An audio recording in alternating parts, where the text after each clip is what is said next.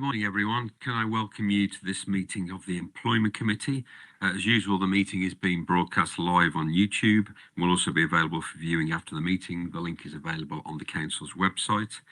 Can I ask that all members and officers have their microphones on mute until they wish or are invited to speak, and that officers show their cameras only when presenting reports and answering questions? There you go, Lucy. That's told you. Good morning, Lucy. I have received apologies today from Mr. Harrison Rushton, and we have Mrs. Seaton substituting for him. We have apologies from Mr. Shepherd, and we have Mrs. Fry substituting for him. And we also have apologies from Mr. Bedford, and we have Mr. Ashman substituting for him. So thank you all for joining us this morning. As I've said, Lucy Littlefair, our Assistant Director of People, Property and Transformation, is online with us today. So good morning to you, Lucy. Agenda item 1 is firstly, we need to confirm the minutes of the meeting held on the 26th of September. They are in your agenda pack on pages 3 to 8. We need to confirm them, so are members happy they're a true record? Thank you.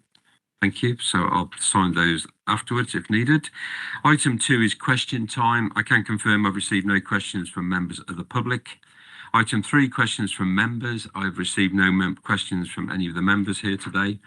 Item 4, urgent items. I have not been notified of any urgent items. Item 5, declarations of interest. Does anyone have any declarations of interest to make in respect of any items on today's agenda? No, I'll take that as a no. Thank you very much. Item 6, I have received no petitions.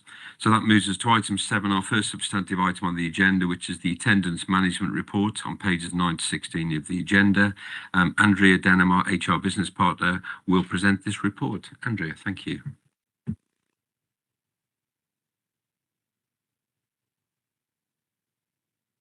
Okay, thank you. Thank you, Chair.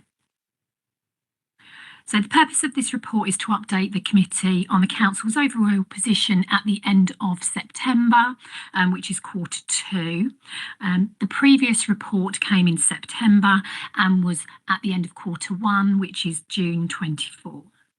The table, which is at the bottom of page 9, shows the position at the previous 4 years and Q1 and Q2 for 24-25.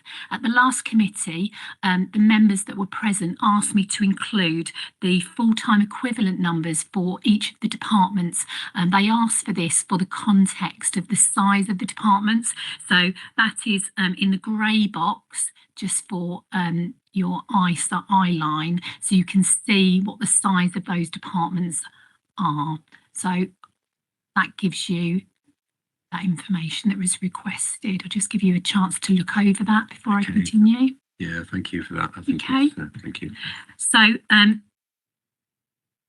in terms of the last 3 columns, you've got the Q2 position, the full-time lost per FTE, the total FTE days lost, and then the total cost of absence for that 12-month period.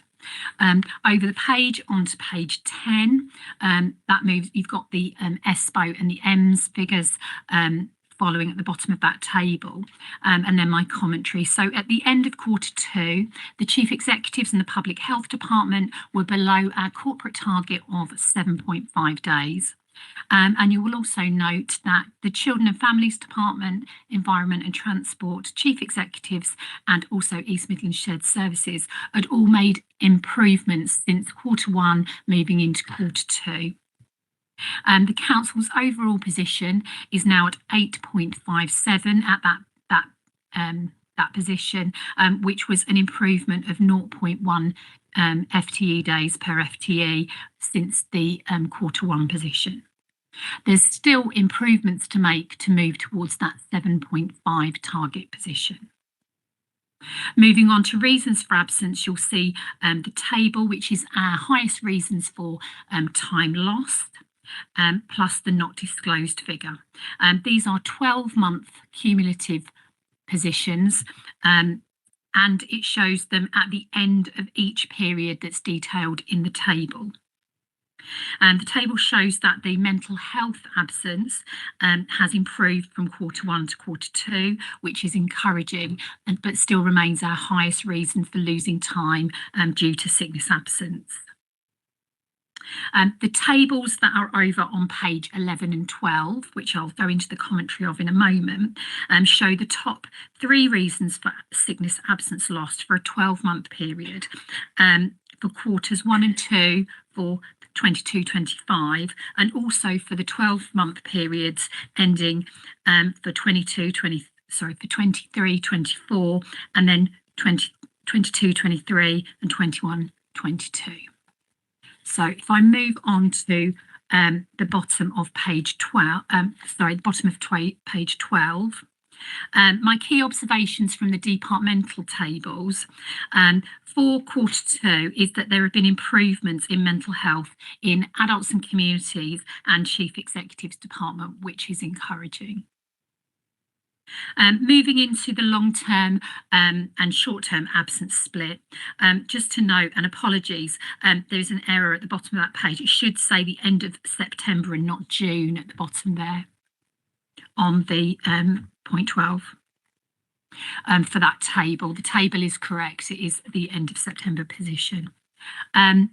This shows the difference between long and short-term absence on the top of page 13. For all the departments, the balance is that the majority of time lost is for long-term sicknesses. Moving into service level data, which is shown on pages 13 and 14. We've got the quarter 1 and quarter 2 for 24-25. Again, these are 12-month positions, and also the last 4 years. Obviously, the end column is this most recent position ending in September. So moving over onto page 14, I think some of the things to note. We've got the partway, if you take your eye line down to about just below halfway down the page, IT comms, digital, commercial and customer service, that has gone up to 12.79 on the table. The most current position in October, which I currently have, it's gone down to 12.58. So we're starting to pull that curve back down.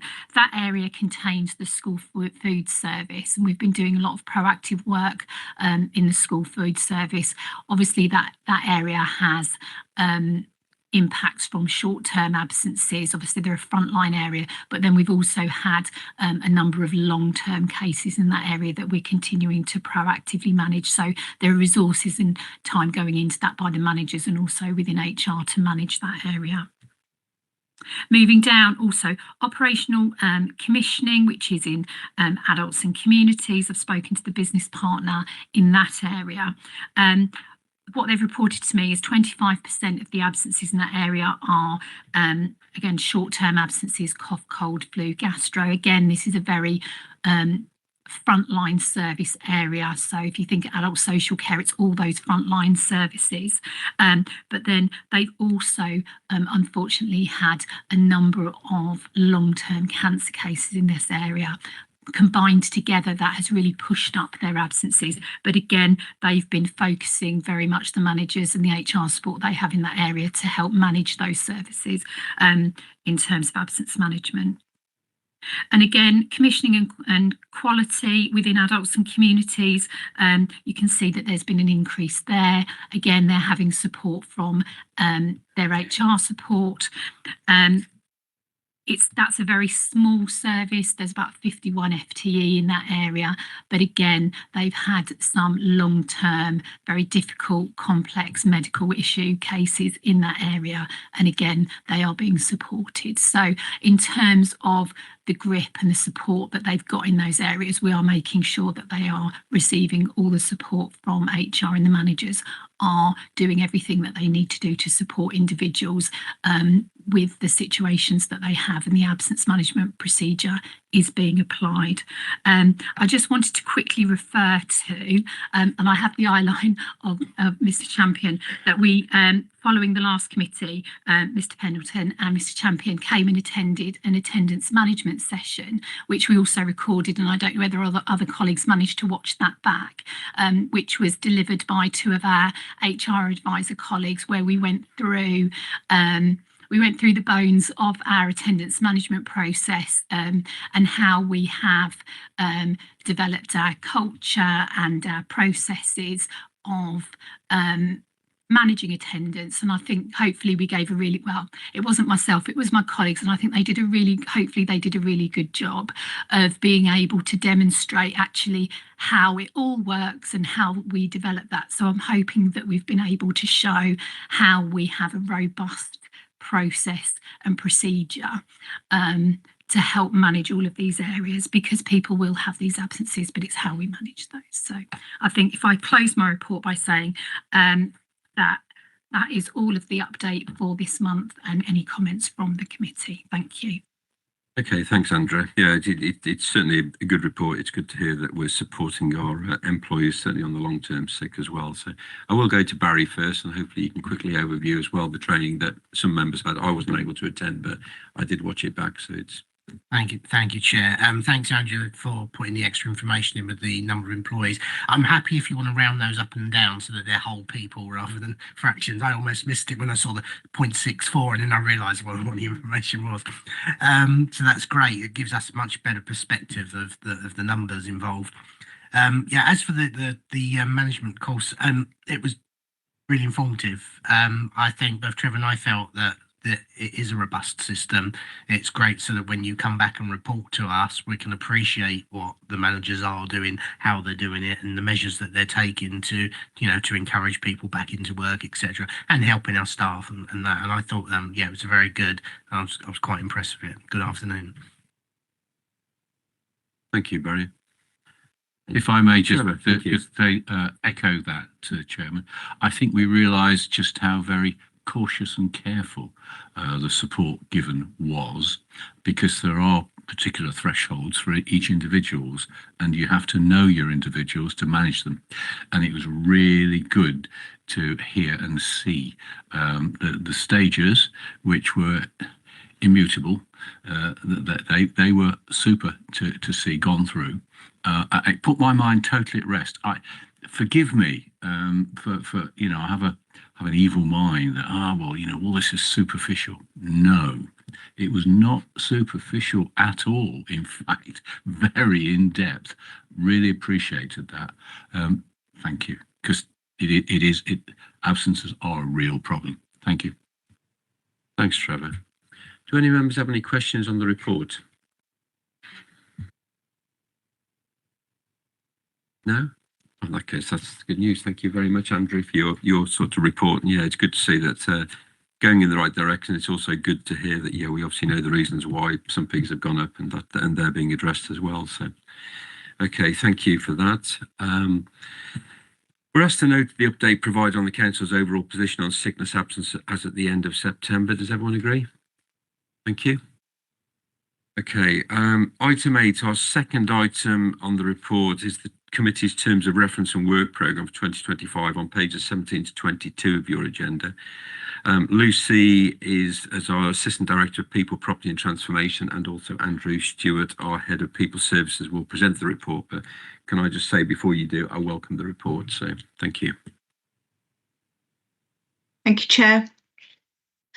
So at the last committee, I set out, I suppose, my ambition to a certain extent to raise the profile of workforce-related activity and data through the various governance arrangements that we've got within the council, whether it's our departmental management teams, through corporate management team, or through employment committee. Partly, Andrew and I are both new in post, and I guess what comes with that is that opportunity, isn't it, to review how the service reports its performance, and its kind of how the kind of people agenda and its standing within the organisation is portrayed, and both of us kind of are really keen, as I said, to make sure that we're reporting that performance through and highlighting both the opportunities as well as the challenges in enlarging such a kind of a large, diverse workforce across such a range of different services. So what I've done in between meetings is, to a certain extent, we've dug out the terms of reference for Employment Committee. We've noted that that it was last reviewed in 2016, and importantly, though, for the majority of the terms of reference, that there has been no change. So the responsibilities of the committee have remained identical. But what I've done is just really brought up to date, and it links with the kind of work plan as well.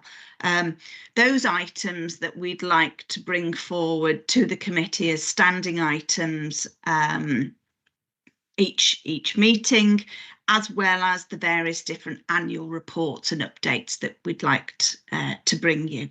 And I think the key change that you might start to feel really from the next meeting is this additional standing agenda item of a workforce update, where we will kind of, details around the profile of the workforce, turnover, stroke how stable we are, the types of contracts that we're engaging employees on, and we're going to incorporate, I call it Andrea's sickness report, it isn't just Andrea's, but we're going to incorporate all the kind of attendance management information into that workforce update, which will come through on a quarterly basis.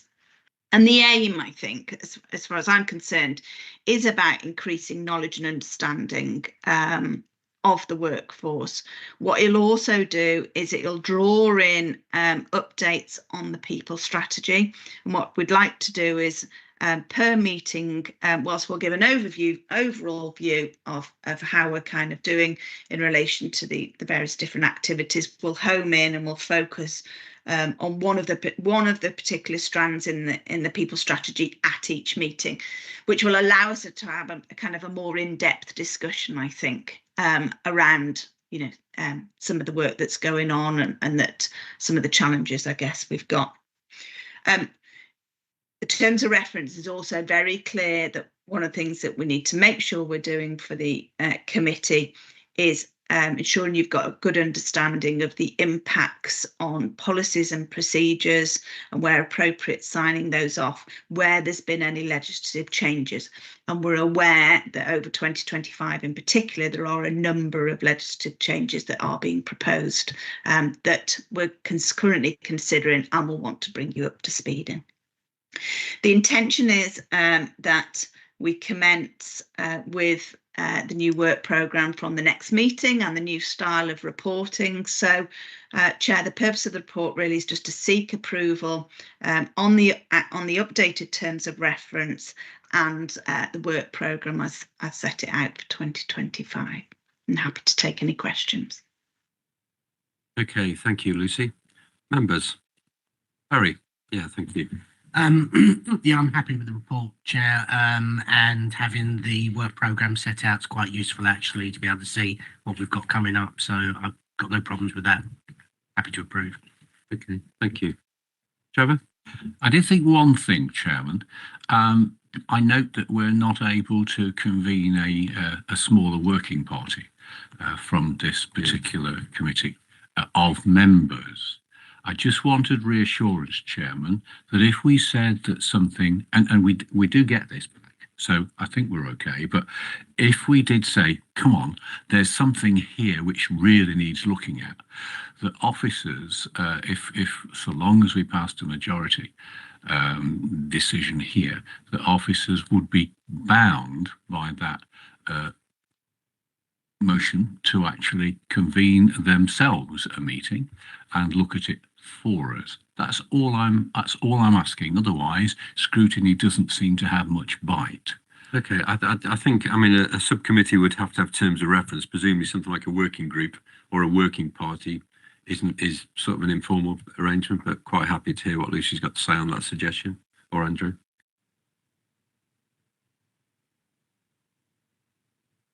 Sorry, I was just looking through on the terms of reference to find out, about that. Yeah, absolutely, definitely. And I suppose, to a certain extent, there's an example, isn't it, where we've just done the attendance management kind of trade. There will be things and there will be topics that I think that it's absolutely appropriate that we might want to have a deeper dive into, and that, yes, as long as it's agreed at the employment committee, that would be fine. I'll liaise with Damien as to whether we need to make any tweaks to the terms of reference. Yeah, to do Okay. that. Yeah, sorry, Trevor. Thank you, Chairman. A line would be just an explanatory line would be ever so helpful, and it just made me go, "Ooh," Hmm. you know. I think to be fair, quite a few committees have this in. It's to try and control, I think, what a committee decides to do and the work involved for all the officers and the democratic services, and it's that ability. But yeah, certainly I think sort of working groups, working parties, and as you say, the training we had, the understanding was there as well. So yeah, does anyone else want to add any comment? Hilary, thank you. Well, just looking at the responsibilities and functions on page 20, the Employment Committee shall not have the power. Is that what you're amending? It is. So whether will Yes. the wording of that be altered? I- Sorry, Liz. Yeah. I think Damien's saying he'd obviously seek advice as to how we cover that. But I mean, I know certainly Scrutiny Commission can put in working groups and parties, so it is possible. So it might just be a line added. But I think certainly that sort of controls what we do as an Yeah. employment committee. And yeah, it is probably that. So The Damien and patterns and- yeah, between Damien, Lucy, and Andrew, I'm sure we'll have Okay. something back on that. So it's Thank- yeah, okay. But certainly from my point of view, I think when I started chairing this, it was always a case that we always do the attendance management. It almost becomes the item that we talk on again and again and again. I think looking back historically isn't always the way. And I think by having it as we've obviously still got the the absence report in there on the work programme. I think that's important. But I think to talk about the workforce update, what we're doing now and looking ahead is a very useful thing to have. So certainly I sort of welcome this, and I think we know and members are assured that we've got a robust system in place for sort of what we do and how we sort of operate as a local authority. So it's quite happy that we are recommended that we approve the updated terms of reference and work programme for 2025. Members happy with that? Yes. Okay. Thank you, Lucy. Thank you, Andrew. Okay, item 9 is a report on the National Joint Council Pay Award and Chief Executive Pay Award 24-25. It's on pages 23 and 24. And Sarah Short, our HR Services Manager, is going to present her last report to the Employment Committee, because after this she's retiring very shortly. So I'll say no more. Thank you, Chair. So yes, the purposes of this report is to seek approval from the committee for the nationally negotiated NJC pay award for all employees grades 2 to 17 and the pay for the chief executive. And apologies, there is an error in the recommendation. The recommendation should read that we approve the implementation of the NJC pay award for employees on grades 2 to 17 and the chief executive. So I'll give Damien the wording to make sure that we've got that correct. The estimated cost of the pay award this year is in the region of £6 million. We set aside in around £12 million, so we're within that envelope. And obviously, there was communication about the MTFS yesterday, so that's within that. Just looking ahead slightly, doing a little bit of horizon scanning, we're yet to have any indication on the negotiations as yet for the 2025-2026 pay award. The national employers had hoped that we would get some form of early settlement this year, which would enable that those discussions to start slightly earlier, but that hasn't been the case. However, there have been announcements this week elsewhere from some of the pay review bodies, which suggest that next year's settlement may be in the range of, or in the region of about 2.8%. Almost certainly, when we get to the negotiations for the 2025-26 pay award, there will almost certainly be discussion about a review of the national pay spine. That has been put off for a couple of years, but I think we're probably entering a period where the national employers may even consider some kind of 2-year deal, which will enable that to happen. So yes, yeah, it would be, wouldn't it? So the 2024-25 pay award equated to an increase of £1,290 on all spinal column points up to the top of grade 13, and then 2.5% for grades 14 to 17 inclusive. And the Chief Executive's pay award was agreed at 2.5%, and we reported in September the Joint National Council Award for Chief Officers, which was also agreed at 2.5%. So the recommendation, as I've mentioned, should read that we approve the implementation of the NJC pay award for employees on grades 2 to 17 inclusive, and also for the Chief Executive. Okay, thank you, Sarah. I can confirm that certainly myself, and I think it was yourself, Linda. Yeah, we were asked, obviously, to make sure we could get this into people's pays for the December. So I think before it's been historically later, it's actually turned up on December the 31st, I think. So it was quite nice to be able to do that. And certainly I was in agreement. It was a national agreement. So members, any questions or comments? No. I think it's certainly, I mean, certainly the figures being banded around this week are sort of like, yeah, that 2.8% going forward. So, and obviously that's what we're providing for. And it was a case that we did over provide in the current settlement to accommodate that 6 million increase. So that was prudency again. So it's, okay, we're asked to approve the implementation of the pay awards for employees. Does everyone agree? Okay, thank you very much. So on to item 10, our final report today is the Organisational Change Policy and Procedure Action Plans on pages 25 to 30 of your agenda pack. And Damien Buckley, our Democratic Services Officer, will present the report. Thank you. Thank you, Chair. The purpose of this report is to present the committee with an update of the current action plans, which contain provision for compulsory redundancy and details of progress on their implementation. Members have been provided in the appendices with ongoing action plans and those completed as well. And members are just asked to note those. Thank you. Okay, thank you, Damien. So we are asked to note the update provided on the current action plans, which do contain provision for compulsory redundancy and details of progress in their implementation. If there's no questions, does everyone agree? Okay, thank you very much. Item 11, as mentioned earlier, we have no urgent items to deal with, which leads me on to the date of the next meeting, item 12. The next meeting of this committee is scheduled to be held on the 6th of February 2025. So just before I finish the meeting, Sarah, it is your last meeting. I know you're going into a retirement journey, so I hope that really works well for you. On behalf of the Employment Committee and certainly Corporate Resources, retirement leave member for, thank you ever so much for all your many years of service to the County Council, and I hope you have a happy retirement. And I hope in February you and Caroline do watch it online with tea, coffee and cakes, as was suggested earlier. I think that'd be quite nice, and you can tell us where we're going wrong maybe if you think we are. So, and with that, thank you everyone for attending. Lucy, thank you for joining online this morning, and I will wish everyone a very Merry Christmas and a peaceful New Year. So thank you ever so much all. Thank you. Thanks, Chairman. Oh, Sarah. That's all right. I was just going to say thank you very much. But That's yeah, a pleasure. thank you. No, well deserved. Enjoy. So thank you all.